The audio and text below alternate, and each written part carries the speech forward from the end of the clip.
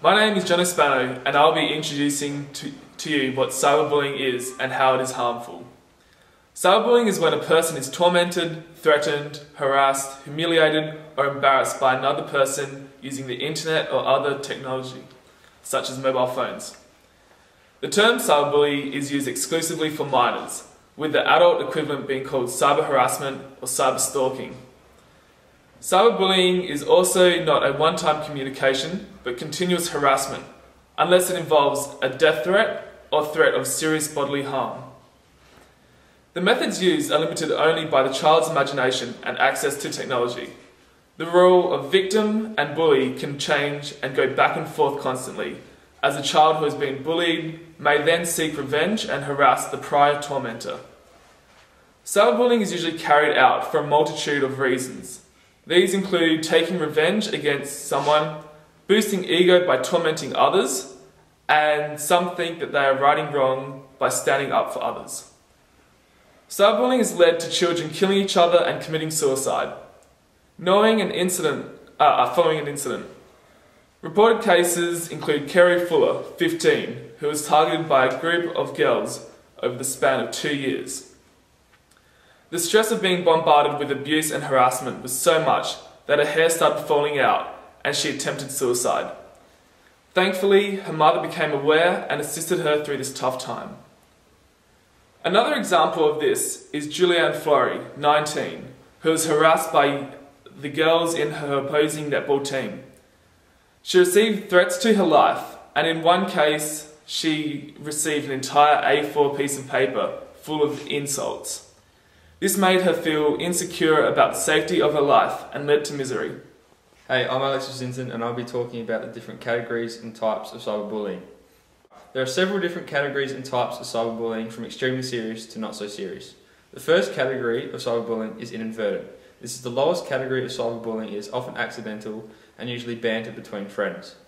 Vengeful Angel is the second category of cyberbullying. It is often a form of self-defense, saying mean or hurtful things to someone in retaliation for their actions towards you. Mean Girls is the third category of cyberbullying. This form of cyberbullying is often teenage girls bullying other girls from school on social networking sites to try and make themselves feel better and promote their own social status. This is the most common form of cyberbullying affecting teenagers all around the world. Power hungry is the next category of cyberbullying. This is a more serious category of cyberbullying. Power hungry is used to describe a bully who tries to control its victims through fear. This is done using threats of violence or other actions. Revenge of the Nerds is the most serious category of cyberbullying. This category of cyberbullying is considered a subset of power hungry. This isn't a form of bullying to control people, but to get revenge.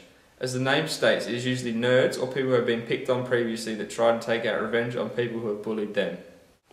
There are different types of cyberbullying. The first type is flaming. Flaming is verbal fights using instant messaging or social networking sites, using swearing, threats and other types of hurtful language. Harassment is the next type of cyberbullying. Harassment involves repeatedly messaging or sending insulting messages to someone.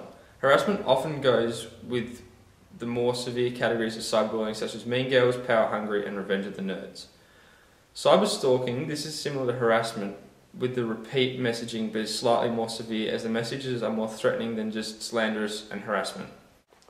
Denigration, also known as defamation, is ruining someone's image. This is exactly that, targeting someone in particular and posting rumours about them online to make them lose friends or ruin their reputation. Impersonation is impersonating someone and posting or saying things that could get someone in trouble or danger. This can be done by hacking an account, etc. The final type of cyberbullying is exclusion. Exclusion is intentionally isolating a person from friendship groups or other such groups. This can be done by deleting them from social networking sites or blocking them. My name is Maan Saeed. I'll be talking about technology and laws in the workplace. 10% of teenagers were threatened online with physical harm. 16% of teenagers who were victims told no one about it. A quarter of Australian children report they have been cyberbullied. Cyberbullying is more prevalent in older children, with 31% of 14 to 17-year-olds reporting that they have been cyberbullied, compared to 21% of 10 to 13-year-olds. Many innocent victims are being harmed with cyberbullying, as shown with the statistics. Many prevention programs exist for those who need it to prevent cyberbullying. No one is safe from cyberbullying. It can be done anywhere, even in your own home. As technology excels, the chances of cyberbullying increases. Cyberbullying statistics has increased due to technology advancements, as it is easier for cyberbullies as social networking increases. The cases of cyberbullying has become worse and worse over the years. Salient legislations exist in the workplace to prevent cyberbullying and bullying. The salient legislation includes all the occupational health, welfare and safety, and all the workplace acts. Brodie's Law is the most serious and recent major case in Australia, where cyberbullying has a major impact in the workplace. It creates a penalty of up to 10 years for cyberbullies if causes of serious harm such as death and depression. Occupational health, welfare and safety covers all relationships in the workplace. Many workers' compensation schemes and acts exist to compensate for any work loss or unfair dismissal of an employee or employer that has been cyberbullied. Cyberbullying laws may include common law, criminal law, and industrial relations law on serious matters in the workplace. Some state governments have specifically expanded the scope of the offline harassment laws to cover online activities to catch criminals. Legal responses and actions can be taken by victims in 3 ways. Action by state. That action is generally punitive and provides little or no compensation for targets. It may punish perpetrators and deter future offenders, but does not necessarily provide any compensation for suffering experienced by the target and his or her associates. Action by target. The second response, for example, suing the perpetrators of bullying in order to stop the particular offence, gains some compensation for suffering and send a signal to potential offenders. Community in addressing egregious abuses. The third response is articulation of industry codes, best practice statements of principles such as the Workplace, WorkSafe, Western Australia 2008 and codes of practice. Generally, cyberbullies target and traumatize victims for an individual quality or characteristic. Victims may be targeted as follows: appearance, obese or overweight, piercings, cold, odd body parts, and fashion. Ethnicity, categorized as Aussies, Wogs, Asians, and etc. Culture, it may be due to religious traditions or any other aspects.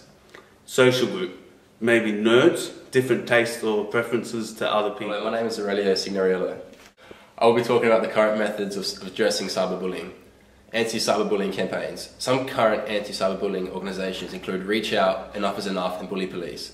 These organisations offer support to those being affected by cyberbullying and inform children on how to avoid being cyberbullied.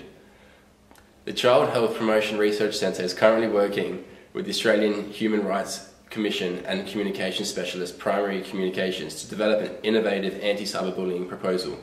The campaign will focus on helping young people to take safe and effective action when they witness cyberbullying. Continuing education of teachers and schools about changes in technology and potential for technology, and how to use it safely. This includes social networks, telecommunications and other forms of technology. Educating kids about cyberbullying, why it should not be done and how to deal with it if a victim or aware of other victims. Educating parents about technology so they can be aware of what their kids are doing online and can talk to them about it. How does cyberbullying differ from traditional bullying? Anonymous. Being anonymous in the online world leads young people to feel less accountable for their actions. In fact, a recent study has shown that of bullies surveyed, 70% had engaged only in cyberbullying. Also, being anonymous allows for people to be bullied and not be aware who the bullier is. Geography. Rather than being limited to the schoolyard or other play environment, cyberbullying operates whenever a young person uses the internet or a mobile phone. Impact. The internet provides a means to make bullying comments available to a wider audience than ever before. Through social networking sites, comments can be viewed by potentially thousands of people. The impact caused by these statements is therefore magnified. Permanence.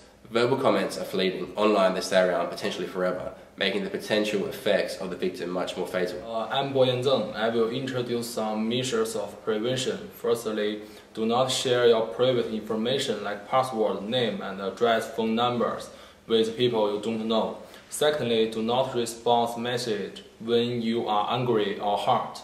Thirdly, log out and stop messaging if you feel you are being harassed. Firstly, remember you have the option to block, delete, and report anyone who is harassing you online and on your mobile. So you need to find out how to report bullying and harassment on each of the different social networks that you use. Also, you need to keep a record of calls, messages, posts, and emails that may be hurtful or harmful to you. The most important one is remember to set up the previous option on your social networking sites. There are 3 telephone helplines. The first one is for kids. The second one will offer free and confidential service. The third one is complete handling service.